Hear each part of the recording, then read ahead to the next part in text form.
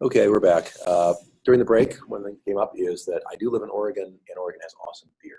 So Yeah, I like beer. So if any of you guys want if you're ever visiting Oregon, come find me. All right, come find me, and we'll go get some good beers. So we were asking about DApp developers accumulating a lot of tokens over the long term, and maybe DApp developers becoming block producers. But they might choose to do that out of a desire to have really stable infrastructure.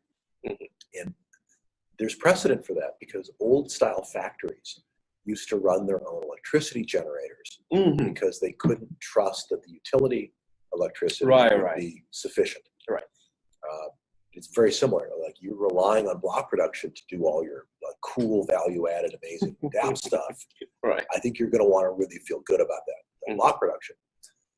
So I can imagine going from a state of early on, block producers here, DApp developers over there, DApp developers accumulate a lot of tokens. They might, if they do, they might vote themselves in as a block, or they might just say, hey, look, we're really good, and get other people's votes and produce blocks.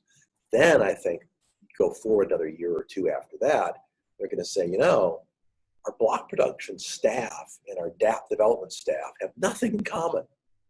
Got these DevOps people, they just want to make blocks. They got our developers who are really cutting edge creative.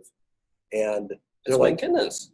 And so they end up being different divisions and different organizations. And eventually you'll spin off the block production into its own entity. Just like if you've got really reliable electricity, you don't bother to generate your own. Once you have faith in that electricity, but if you don't yet, you might want your own. You still need some guys watching the meters, make sure electricity is keep coming, Yeah. But not a big team. Maybe not a big team. All right. But we'll see. So we're speculating.